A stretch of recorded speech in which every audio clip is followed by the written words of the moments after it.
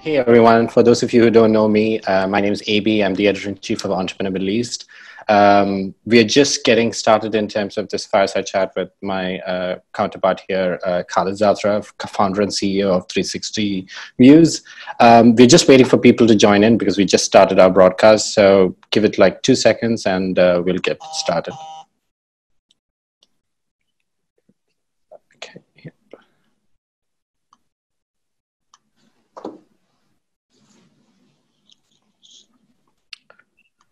For those of you who are already in the room, I would ask all of you to just, make sure you have, in terms of housekeeping, at least, the Q&A section, the Q&A button rather is there at the bottom of your Zoom screen. So use that to ask questions throughout the course of the session, I would say. We'll try to keep the questions towards the end, but again, we are trying to make this as interactive as possible. So if there's a question that is relevant to the conversation that we're having, I'll try to squeeze this in while we do this chat.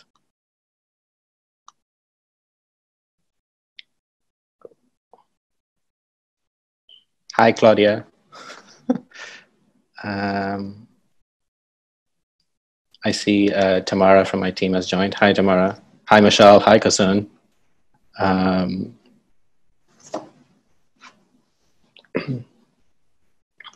Megan. Yeah, Megan.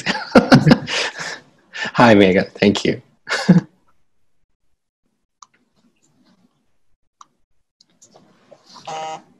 Cool. Okay, I think we can, let's just start, Khaled, if that sounds good to you. Perfect, yeah, sure. Yeah. So, okay, once again, guys, everyone, good evening, good afternoon. What time is it anymore? Nobody knows. But welcome to a very special virtual fireside chat that has been staged by Dubai Internet City. As I mentioned before, my name is Aby Sam Thomas. I'm the editor-in-chief of Entrepreneur Middle East. And with me on this particular fireside chat is Khaled Zaatarah, who's the co-founder and CEO of 360 Views. Khaled, how are you doing?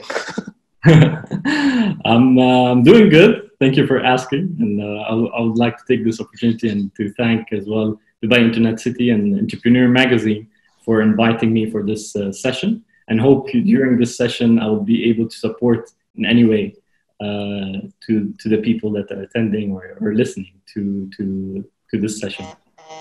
Like I said, Khaled, and I've been trying to tell this to the people I've been responding with on Twitter and Instagram. Like I said, I want this to be like a casual, very interactive conversation. I really do want to talk about the personal aspects that all of us are facing amid this coronavirus pandemic. So just to kind of like start things off, where are you right now? How long has it been for you in terms of being under quarantine? And yeah, how have you been going through this whole crisis since it began, I guess, more than a month ago now? Yeah. So I would say, the whole pandemic has been a roller coaster for me, and I think for so many. Mm-hmm. And I would say it has been a curve for me, where it started with the shock at the tip of the curve, and then it started with denial. So I started denying, no, this is not true. Okay. And then at the bottom of the curve, where the anxiety started, and this is where you get hit by a couple of things that happen to you that make you anxious. And I'll tell you a story now that made me anxious at this point. It was 16th of March. And I, my brother was in San Francisco. He's studying there. And my brother was sad. And then he wanted to come back home because all the universities have closed, and he wanted to go back home. So he took a plane on the 16th of March, and he wanted to go back to Jordan. And while he was on the plane, the government have made an announcement, a public announcement, that everyone that arrives on that date, on 16th of March to Jordan, will be put in quarantine for 14 days. Mm-hmm. We don't know where. We don't know what place and what location. And this is where I felt anxious, that I didn't know what to do. How can I help? But it was a public announcement for everyone. So this is where the anxiety came in, with the acceptance. After you see that there's nothing much you can do rather than pray and make sure that you stay healthy and your loved ones are healthy and abide by the rules, is where the acceptance comes in. And this is where the curve went up with the acceptance. And then after the acceptance, you start thinking of, the problem and problem solving. How can you fix that problem? What can you do to support the situation, support your family, or to support your business, or to support your team and your loved ones? Mm-hmm. Thankfully, as well, my brother came out after the 14 days quarantine with a negative result, and he's now with us and in good health in Jordan. So this was the whole journey and the whole curve. And my advice would be, accept the reality, take ownership fast, jump on the upward curve, don't stay in the downward curve, and with that you will save your time and effort, and most importantly, your mental health, because your mental health is very, very important, and you need to be always positive. You need to always stay positive and think of the positive things that could happen, so you can help yourself and you can be able to help others. Okay. Yeah. Sorry. I've been in Dubai as well, seeing the whole as well stages, and I'm proud of the government of Dubai, the government of Jordan, and some other countries as well. We've seen they did the right decisions fast, and that's what's important. Making the right decisions fast, and making sure that you make the decisions that are right for the people around you, and what's right as let's say the right decisions where you take care of the people you care about the most. I'm glad that you mentioned this, like the point about being in denial and feeling that sense of anxiety. I can see again from the attendees list that Saad has joined us in this chat, so I'm glad to see that he's here. Hello, Saad. Shout out to you. But in terms for you, like you mentioned, it was your brother, and each one of us has been processing that like on a personal level. But I think there's an added level of pressure for you because you're an entrepreneur. You are running a business. You have a team. You have people you're taking care of as a second family of sorts. With respect to you as an entrepreneur from a business point of view, like how have you been going about this? Like what changes have happened in the way, in terms of like how you deal with your team, for instance, has like remote working, number of people involved, anything like that? So I remember as well a very special day. When the whole crisis came up and the situation came up, we were watching the news, mostly the global news, before the whole situation came and grew up here in the region. And I remember on a day which was March 14th. So on March 14th, I think it was the weekend. I think it was a Saturday. And I was watching the news, and I had some talks with some of our partners and global partners, and they was telling me how the effects of this pandemic that happened globally on the same day. So from there, I really imagined and I saw, okay, how bad that can be, and what's the most important thing that we have is the most important assets that we have is our team members.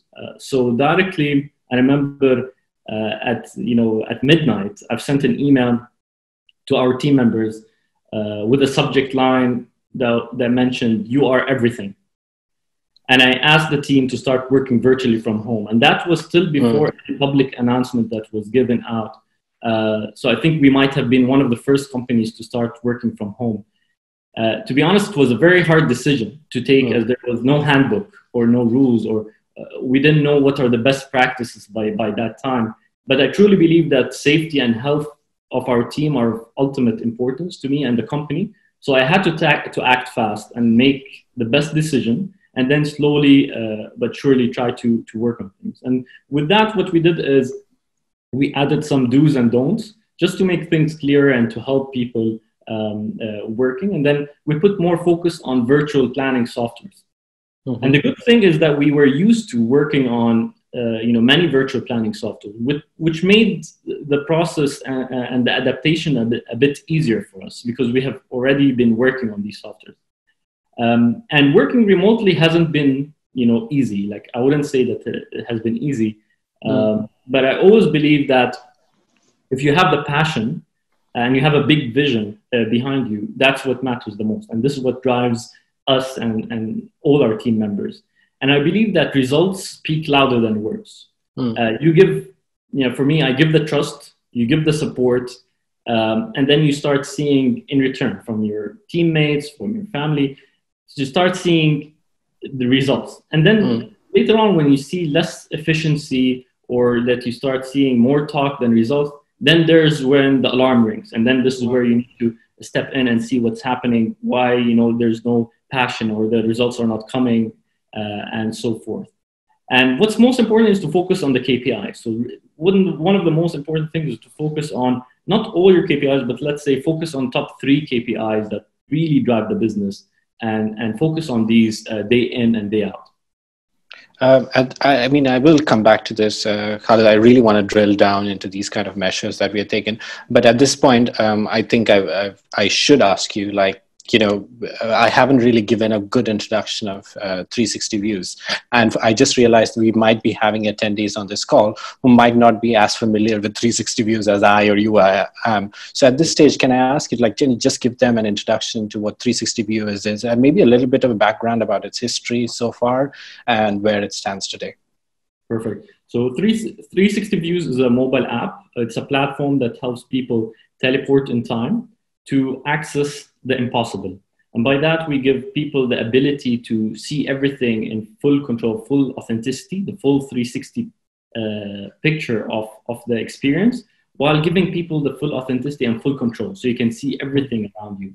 And with that, we remove the constraints of 3 main things, which we call TTA, travel, time, and access.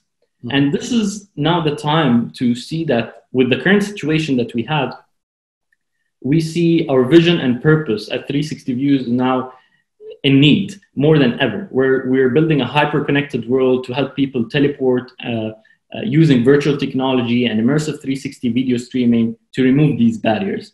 So we're now covering a lot of travel experiences. You can go and travel to different parts of the world from your home. You can watch past events in full 360 as if you're there. We're helping now interaction and communication between people, so people can be together. They feel that they're more together, they're more interacting together from their homes or from their smartphones, from anywhere around the world. And the whole idea came in, you know, a couple of years back, 3 years back, when I was chosen by UNICEF in a program in PNG to work on the people in need. And from there, I saw how many people are displaced and how many people cannot be with their loved ones, how many barriers are there around the world. And this is where we wanted to remove these barriers. We want to really remove these boundaries. We don't want to let anyone feel that they cannot be at any other location. And this is what we are building. And whoever doesn't have the 360 Views app, you would have to check it out and give us your feedback. We'd love to get your feedback. I mean, so now that we have talked about 360 Views, you know, it is about, like, you know, it can be in travel, but it can be at events as well. I've seen the 360 experience that you guys have done. I think the last time I actually saw you in person was at STEP, if I'm not mistaken. I think it was at STEP, and I see Claudia from the STEP team is a part of the guest list here. So, hey, Claudia, shout out to STEP for the last event that I was a part of. But in terms of, you know, the team, and I believe this company, correct me if I'm wrong, but you guys started out in 2017, right? If I'm correct, right? So from then until now, again, you have built, and we'll definitely talk about the recent round of funding that you've done as well. But you know, given that this pandemic has kind of, like, you know, put a stop to so many live events, and, you know, we are trying to find workarounds around that. How has that, like, affected, you know, your business flow, or, like, in terms of, like, changing things around of what you're offering as an app? Right. So when we first, you know, when the pandemic started, we didn't know what's the effect on our business and how would that affect. And then after 2 weeks, we have seen 2 effects. So the first effect was increase on demand on our content, or engagement. User engagement have really went very high. Like, we've seen a huge spike as well on our growth in terms of user demand on content and experiences. So we optimized our marketing channels from that part to make sure that we as well give that experience to as much as people as possible. But at the same time, as you mentioned, content was decreasing. You know, decreasing content was there. There were less events. And at that time, we started thinking smartly. And this is where the acceptance or problem solving phase in the curve that we had in mind is that what creative ideas we can have to increase content. And we started partnering with top global media players. And these global top media players and content players, we never thought that we would be able to partner with them and get their content or have them publish their content on our platform. And from there, last week, we have signed 2 major partnerships with huge global content experience companies. And you will start seeing this content now coming in on our app on a daily basis. We've got a huge library of content of top experience in 8K quality, 360 8K quality shot from helicopters around the world. So you can travel around the world. You can have a trip to the Caribbean from a helicopter. You can dive with sharks. You can have a trip to Antarctica. You can walk over the glass bridge in China. You can go and see volcano eruptions. Imagine you can go in a helicopter and be in front of a volcano and see the eruption in full 360. Another one is a trip to Mars. Like there was a real trip to Mars. Like you can see the whole trip to Mars and many more exclusive experiences. So you can imagine that from your smartphone, from your home, you can travel the world. And this is what we're trying to do. Like we are really trying to have people travel the world from there. So this is where we really worked on that part. And then we started as well with that. We've been approached by one of the top global media companies to live stream one of the biggest global initiatives, which was called the Call to Unite. The Call to Unite, yeah. Exactly. So the Call to Unite was a huge, and it was one of the biggest global live streams around the world to support this pandemic and this COVID situation, where many top leaders around the world, I think there were over 200 leaders, such as Oprah, Tony Robbins, Julia Roberts, and many more, being live at the same time, at different times for a full 24 hours nonstop. And we had the whole experience live stream on our app, which for us was a big milestone as well, that we were able to be participating in that event. We were able to help as well. And that's what's important, to be able to help people and help that situation. Talking about, this mentality of of helping out people as a startup, and I'm sure you would also be wary of this. Like there are so many businesses out right now here in Dubai and around the world as well. All these small businesses are at in a point of they might be in danger of shutting down, and they're trying to think of ways to, do things differently or innovate just so that they survive. What's your perspective on this situation? Like, how should entrepreneurs go about handling this kind of a situation, this kind of crisis right now? I know it's a very vague statement because every entrepreneur has their own, particular struggles and issues. But from your perspective, at least based on what you've seen, what's your advice? What's your commentary on this? For any business owner, it's very hard. I've been talking with so many other friends and so many other partners. It's very hard. It's not an easy situation because you have your business that you're worrying about. You have your partners that you're worrying about. You have your exactly.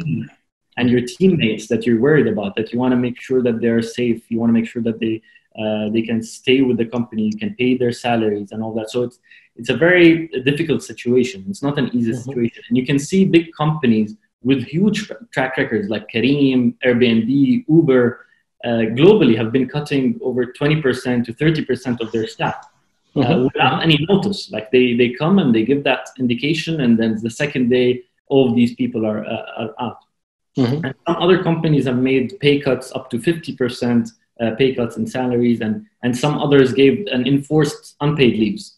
And all of that, we have seen it in so many top companies, not only local companies. And from our side, it hasn't been easy as well. It has been a very hard, but I have a principle. And in that principle, I always put myself in any hard situations in the place of the other person being affected. And if I can find a way to help my situation and their situation, I try my best to do so. So when the pandemic hit, it was a very difficult situation for us. And I tried my best to focus 100% on how can I help the situation? How can I help my team? How can I help the business? So I put the full effort in closing our investment round that I've been working on for some time, but I put my 100% effort and focus there. Like I really removed any distractions. I said, this is my timeline. I really want to close it by that time. Of course, I'll really give special thanks to all the partners and investors that helped us as well during that time to close the investment at a record timing and in a very difficult time. And it's not easy, but it was easy because I had a big why and I had a big reason, which is in my heart, which is the team, which is the business, which is the vision that we want to do. And I really didn't sleep for maybe 2 weeks or 3 weeks. Even my sister came to in Ramadan, we had iftar. We invited her over. She was telling me, Khaled, you look different. You look super stressed. I don't know you. And she didn't know what I have been through in that period. But after I closed the round and I finished this and I got it out, I told her that's what I was going through. And she understood. So many times people don't know what you're going through and they think everything is rosy and everything is amazing and they only think about their own problems. But it's a teamwork. Like you need to kind of put yourself in the other person's place at any incident and know how difficult it is and try to support. And from that time, I remember I had a virtual call with our team and I told them that the most precious asset is our team. And that's why we made it happen. We did take some measures, but we didn't say goodbye. And that's what was important because I know if I said a goodbye to any of the employees now, it's very hard to find another job now. It's a very hard, to live as well. You have huge expenses. And if I take their back now and I back their back now, I know that they're going to be standing up for the business and for me in the long term. They will always as well back us up. Even if we had a short term or a shortcoming in the future, they will stand by us. They remember this day. They remember that I tried my best to support the business, support them, and not tell them goodbye and not cut their salaries. And I hope they appreciate that and they show the same loyalty and support to the company in the future. Thank you so much for sharing this. I know this is kind of like personal, in a weird way, it's like private information for you and your company. So I really appreciate that you're being so honest and forthcoming about it. And again, I completely agree. It is a tough time out there. I think, and this is why I have kind of some kind of sympathy, if you want to say, or empathy, however you want to call it, for people who are running businesses, because again, they're looking out for themselves, their personal anxieties, their personal families, but at the same time, they're also looking out for their teams, and their teams have their own families and so on and so forth. So yeah, hearing you say that keeping the team first is absolutely critical, I think. And I think this is what I've been hearing across the board from, people who are just small businesses to all the way to people who are running large businesses.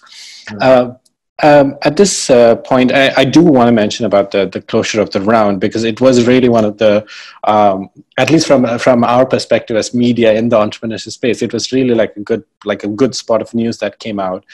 You had I think it was 5.8 million round, and you had closed it with a couple of very interesting personalities. Shuruk Partners was one of them, and I believe His Royal Highness Prince Khaled was also part of your investor list. And I believe this is his first regional investment. Yes. From your perspective, this is again, just maybe I would say advice for entrepreneurs who are looking to raise funds. And yes, it's a tough market out there. Yes, it's, VCs are going to be holding on to their portfolios or the money or the funds they can spend at this point closer to their hearts. What is your advice for people? I would say, what's your comments towards the people in the investors communities, the VCs, the PE firms, the angel investors?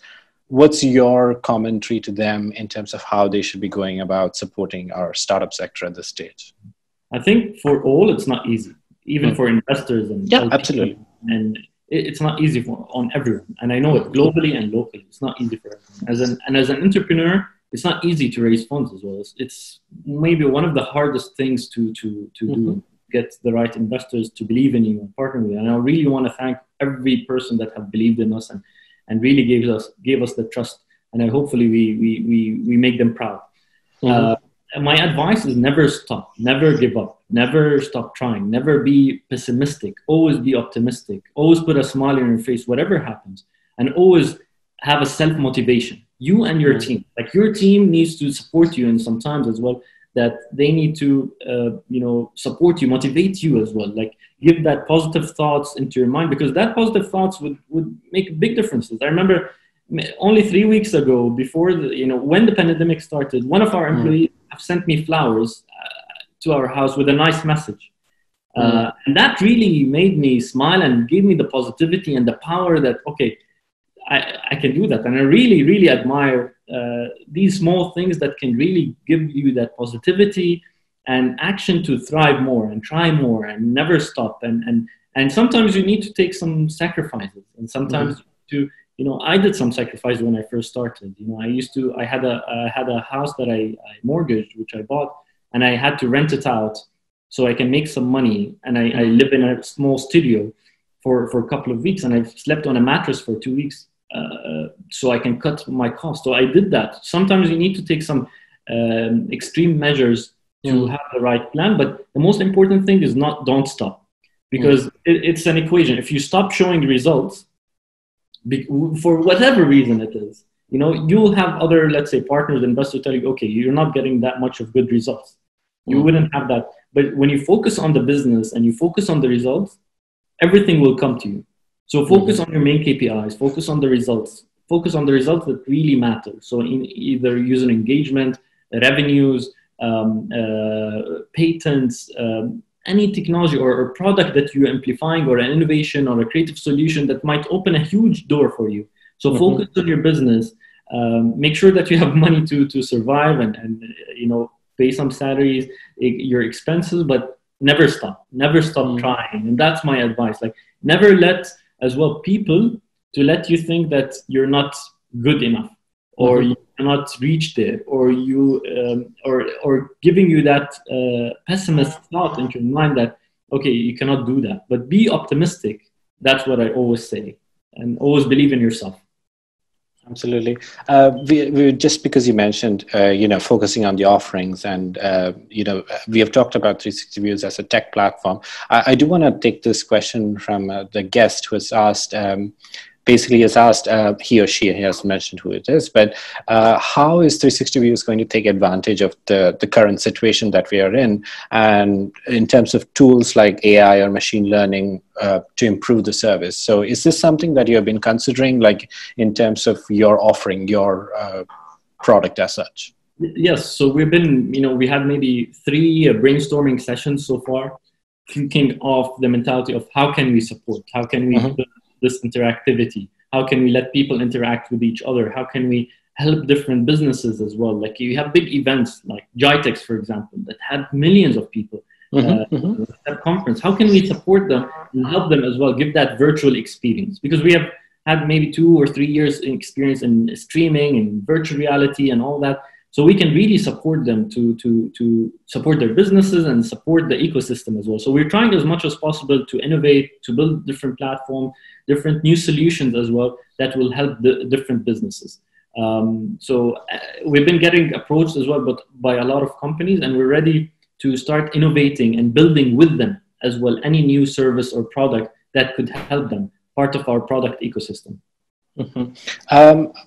I want to also ask about plans for the future when it comes to going beyond.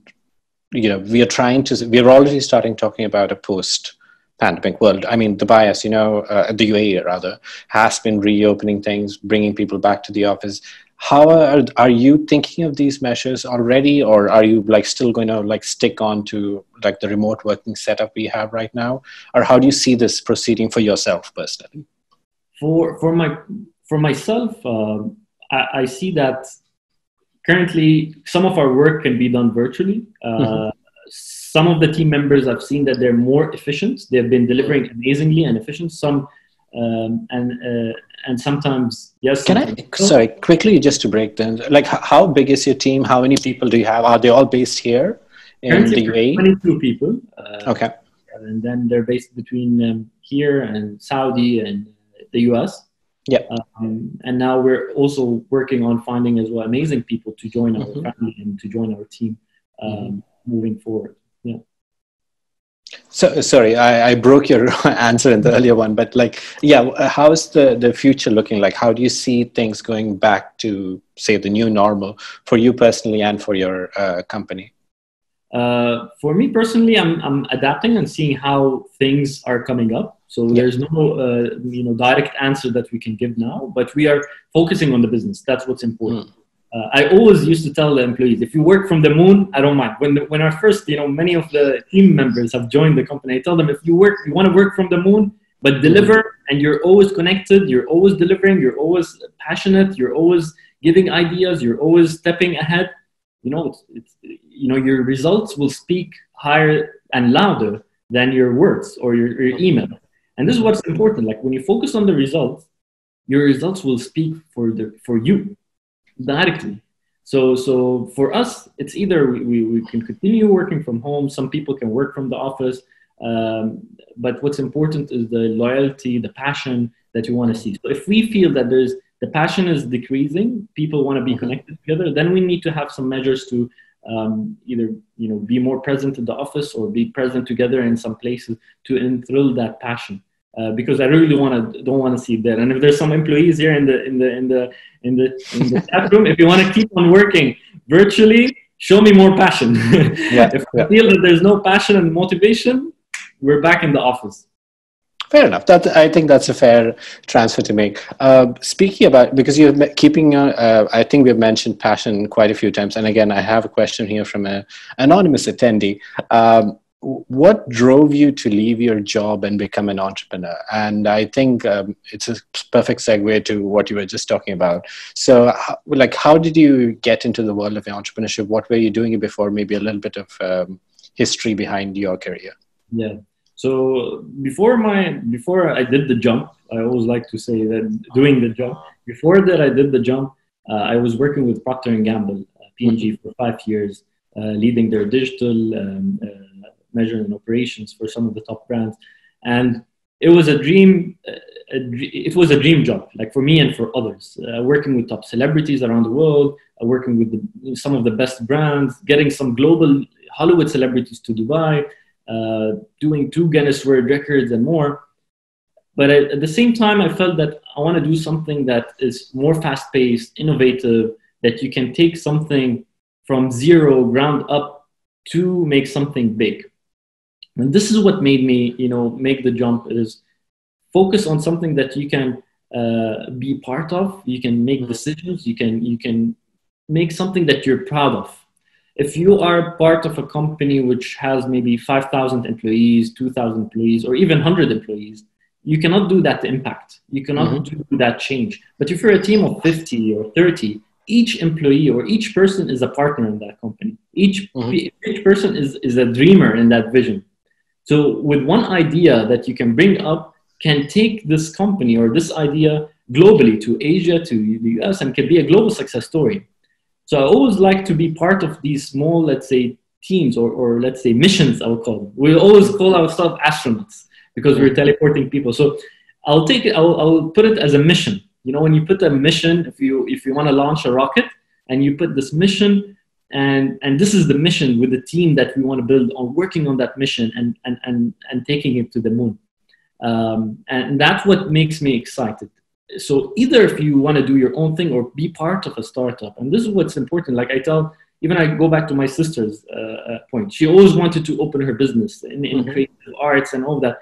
And she always wanted to start from home. I tell her, if you find someone that already has that business, join with them because you will benefit a lot. So each person in an entrepreneur or a startup ecosystem, you're a partner in that company. So drive, put more results, put more passion, because when you put that more passion, it will come back to you. If you give 100%, 100% will come back to you. If you give 70%, you'll get maybe 70% or less in return. So always give more than you want to take. And that's what's very important, that you always want to give more than what is expected of you.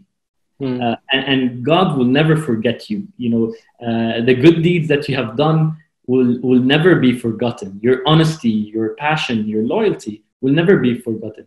And that's what's important. Like always give, as much as you can, and always partner with the right people, with the right hearts, with the right passion. And that's what's important. I'm gonna touch upon one more question relating to this theme, at least, because again, it has come back from one of our attendees, and it is a valid question. I know it sounds a bit vague, but as entrepreneurs, yes, you are going to be passionate. You have to be passionate. There's no way in out of it. But the question is, how do you transfer your passion to your employees? From maybe your personal way, like I've seen you at like events and we've known each other for a while. I've always seen you, like you're always showcasing your brand. Like I said, the first minute I saw you, I saw the background and I was like, thank you for that. So it's a really good one. But how do you go about transferring the passion to your team? I think I will just say it in one word: leading by example. So you have to lead by example. You have to give the hours. You have to give the passion. You have to work hard. And if they are smart enough, they will have to take that passion and take it forward, because many employees that our team members or partners, I would like to call them, that started with us maybe 3 years ago. Yeah. The amount of learnings that have been, together, that we have learned together were uncountable. And because the passion was there, it was transferred. And this is what's important, because sometimes, I have a cap in terms of how can I transfer my passion, either by, let's say, these calls or the meetings or ideas that we want to bring up. So that passion needs to be consumed and given back. If you just take that passion and just put it inside and you don't act on it with something in return, the whole cycle doesn't work. And this is what's important. Like when you work, you need to give that passion. You try as much as possible to give that passion in anything you do, and then try to consume it and give it back. Perfect. Another question again. I'm trying to keep the audience involved, so let's keep looking at the questions from the audience. This one comes from Sim Sinyandeni. I hope I pronounced the name right. It seems to be a very volatile market in the region and across the world at the moment, yes. And how do you think it's best to position one's offering during these trying times? So, yeah, it's a question about basically positioning what you offer to a market that is, I would say, suffering in a weird way. So, yeah. So this is a very good question, and this comes back to the curve of problem solving. There's so many businesses that could get affected and will get affected, maybe very strongly. But I'll give you some examples, and examples of friends and entrepreneurs that made it successful. They came up with successful solutions out of this pandemic. So one is Jamal and my friend Ala. He has books, so he partnered with some food delivery apps like Talabat and the others, and he started delivering books through these partners that are delivering food. So that's one of the solutions that was there. And then Talabat as well, they started giving groceries. They added groceries very quickly. They adapted and they said, okay, let's add groceries there, because there was the demand and there's no much supply. Emaar, for example, Emaar have shut down Dubai Mall, the biggest mall around the world, which, it's a huge, but they directly took on and they built Noon, and they had all the stores of Dubai Mall inside the Noon app in a very short period of time, maybe in a week or two. Imagine how it was literally about a week or something, and we saw it happen. Exactly. So imagine how many items Dubai Mall has and Emaar has, and they integrated them in a 1 week inside the Noon app, to make sure that everyone, can order from Dubai Mall, and to help these retailers as well. So these are some of the ideas. And then my other friends from Just Mop and Kino, they're washing. One is home cleaning and one is power wash. They both had this home sanitizing idea that you can order, someone can come and clean your house, sanitize your house during the pandemic. So this is acting fast is very important, and making sure that you always think of creative ideas and innovations to support your business, support the people around you, to succeed and to keep on sustaining or growing. Another startup related question. Did you bootstrap, like when you were starting up 360 Views, did you go around using bootstrapping, and would you recommend doing that? So when I first started, yes. So I bootstrapped, as I said, I rented out my mortgaged house to get some rent here. I took my, some savings that I had, I put them in the company. I even sold my car, I had a car, I sold my car, and I bootstrapped. It was difficult, at the first place, but the passion that you put in and the results you put in will attract the right people. And this is where we got right, seed investors and friends and family that invested to support us moving forward. So I always recommend, like, bootstrapping is the most important thing, because you will value the money that you have. What you you're will value doing. business more. It's not something that someone give you something, you know, and here you go, and go and try it. And I always believe, like, when you put your real money in the corner, this is where you act. And this is where you act with full honor. When you know that, you know, your neck is around the corner, you'll work very hard to make things happen. So yeah, bootstrapping, go for it. I'm going to go for this question as well, which is about startup platforms in Dubai. I'm assuming he means startup like communities or startup accelerators. I'm assuming that's what the question is. Are they useful? Would you recommend joining those kind of communities as an entrepreneur here in Dubai? Of course they're useful, and Yeah. I'll go back to our story. Like, if you know DTech Ventures and Dubai Silicon Oasis, we, when we first started, we applied for a competition there. So it's like a community, and we won that competition. We took the first prize, and this is where they invested in us later on. So it's always good to be part of that communities and people to know about, you know, what you're doing, and getting, you know, ambassadors to you and to your company. And this always has been supportive. So be at these places, but make sure you choose the right ones. Make sure that you're part of the right communities here and there to support. And another one is N5. N5 is an amazing as well hub for, you know, you get your space, you get the support, you get mentors, and you get maybe investment. So these are things that could help you a lot, and take you know, take them seriously.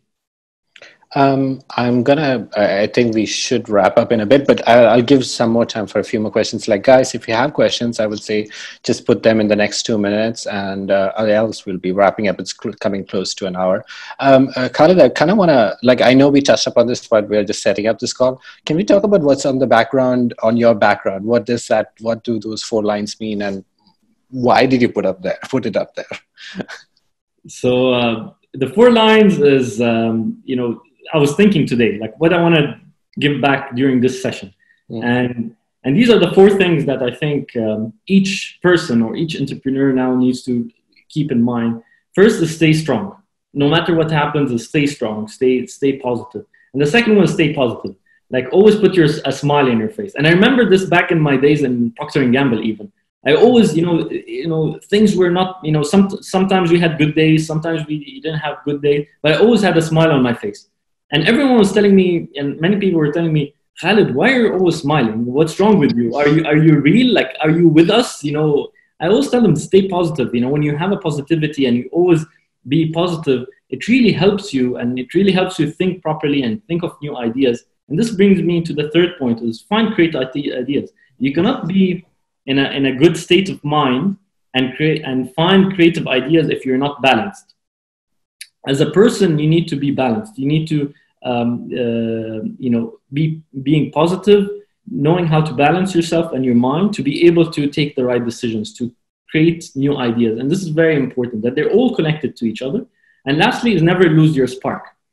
And many times we see that people have an amazing spark and then they lose it. And what my recommendation is never lose your spark. Always, you know, think of what you can add. Always think of the half full of the cup and not the half empty part of the cup. Because that half full part can really give passion and thrive people around you and motivate people around you. So never lose your spark, never, you know, stay strong, stay positive, and always find creative ideas and find solutions to make things happen and to keep moving forward and create successes. I have a few questions, but first I kind of want to add like a follow-on question to what you just said, like in terms of staying strong, in terms of not losing your spark. How do you personally go about doing that? Like, what's your personal strategy? My personal strategy have been, especially now with this pandemic, is every day I wake up in the morning and I try to think. I try to, you know, get a paper and a pen or my iPad, and I start putting this roadmap or mind map. I put, okay, what are the important things I need to do now? How big are these? How impactful these things could be? And then I meditate a little bit and I start my day. I need that passion in the morning, and I need to look at that big picture and see how that big picture affects the overall picture. to be able to be motivated and to drive things forward. So this is one of the things. Second is this week, I started going outside running quickly after iftar. So I have my iftar and then I go running quickly. Yesterday I had a good run. I have my mask on, my gloves on, sprays as well. But I go for a quick 30 minutes run, come back. You release a lot of stress and anxiety there, and you keep a fresh mind and you keep balance. And always try, with the positivity part. Many people have that, as a personality. You cannot change it much. And I always have these talks that how can you change a personality, like a character? Someone is always upset. Someone is always angry. How can you make him positive? And how can you make him smiling? He's always in that mood. And what's important is always remind yourself of the good things that you have done, or all the positive things that you have done, or all the great successes that you have done or participating in, and put a list down. Like always put a list down of the great things, and always remind yourself with these great things that you have done. Because when you always remind yourself on these great things, you always have that positivity and you'll be positive because you remember that I've done these. It can be helping someone in the streets. It can be doing a donation. It can be whatever it is. But that brings a positive feeling in yourself, in your heart, that you can give back. And you can give that positivity back to people around you. And this is where I always try every week to do something simple to other people. A good deed or a good thing or a good support, or just to lend a hand, or just pick up the phone and say hi to someone. And any small thing that you can do can impact hugely your mental being and your mental health and your positivity levels, and to be balanced, which is very important. Absolutely. I think there's been a lot of discussion on the internet, on Twitter, on Instagram about how all of us are, should find our own ways to cope. And I think that's important. Like you said, you go running, some people want to read, some people just want to take like a break for a bit. And I think that's an important conversation to have, because while we're all running to kind of get out of this crisis, I think we should be very careful about not trampling everyone on the way, or ourselves for that matter. Going back to your startup history again, and I'm just going to touch up on this, and then we'll go to the last question, which I already have chosen is going to be my last question. In terms of when you founded 360 Views, are you do you have technical background rather, and if not, how did you go about finding a CTO? So I didn't have a technical background. I had management and design management background. So I knew how to, put a workflow of an app, for example, or an idea or a web platform. So at the first stage, I had to get support from an agency that can support me in having an MVP at the beginning stages. So I had to do that route. But after having that product, then I thought, with all the troubles that comes with it, because it's not easy as well. Maybe the code is not clean, the process is not good. I had to find a dedicated team. So from there, I always wanted to find the best people in the market that can really build something that is scalable globally. That's something that is really of great quality. And I'm super thankful of the team that we have now. And I believe they're one of the strongest teams in the region. With the quality that they deliver. If you open our app, you can see the quality of the platform. It's it's a global standards, and this is what we care. Like we really re-established the whole platform. We rebuilt it from scratch, and we're keeping on cleaning it and renovating it and working on that. So don't have a limitation. Like if you don't have a technical partner with you, don't keep that as a limitation. Start, even if you have not a great interface, but at least you have that idea. You can work on it, and that idea can get you some maybe partner investment, and then you can hire and get that partner or that a great team that you want to have. Cool. Which brings me to kind of maybe look into the future, maybe kind of like a hopeful look, at least to end this conversation with. And this is the question that has come from an attendee again. What is the end goal for 360 Views, for yourself as an entrepreneur? So what's the ultimate aim that you're hoping to realize for yourself in, say, in 5 years, 10 years, 20 years time?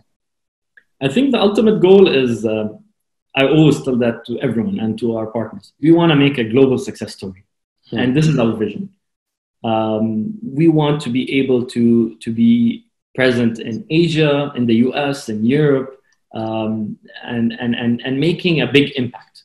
An impact that helps people and gives back to people and tries to find a way to solve problems in terms of connectivity or being around or teleporting and being present and virtually present is things that we really want to focus on. And we want to build a story that has a story that when it's told, it would inspire.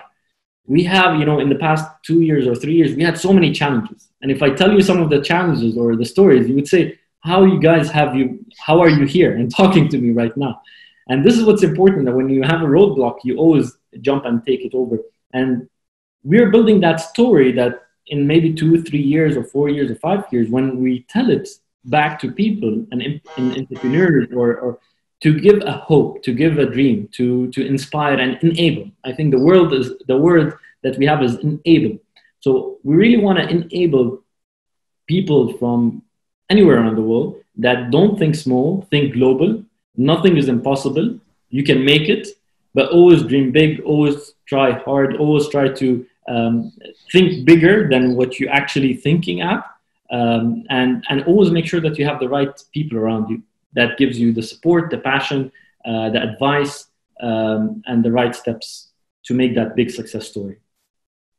Perfect. I think, Megha, thank you so much.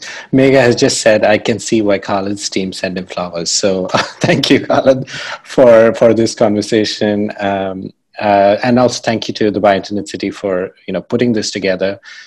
Khaled, any final words, any final comments before we wind up? I think Iftar is also coming up, so I want to let you go for that. So I'd say final words. Thank you, Aby, so much. Thanks to Dubai Internet City. Yes. Thanks to Entrepreneur Magazine. I think you guys have been one of the first supporters as well. Thank you. Appreciate that. And where we've grown up, and we're very proud of that. And thank you for your ongoing support. And I hope what I've said can inspire some way or other. And I will repeat the 4 things. Stay strong, stay positive. Always find creative ideas, and this is what's important. Always be in that mindset, and then lastly, never lose your spark, and make sure you have the full, honesty, loyalty on what you're doing, and full focus. If you're not 100% focused, believe me, it will bite you back.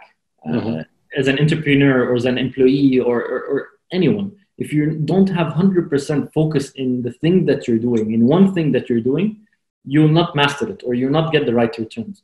And this is something that came to me. Like, I was brought up to so many opportunities or so many ideas from friends.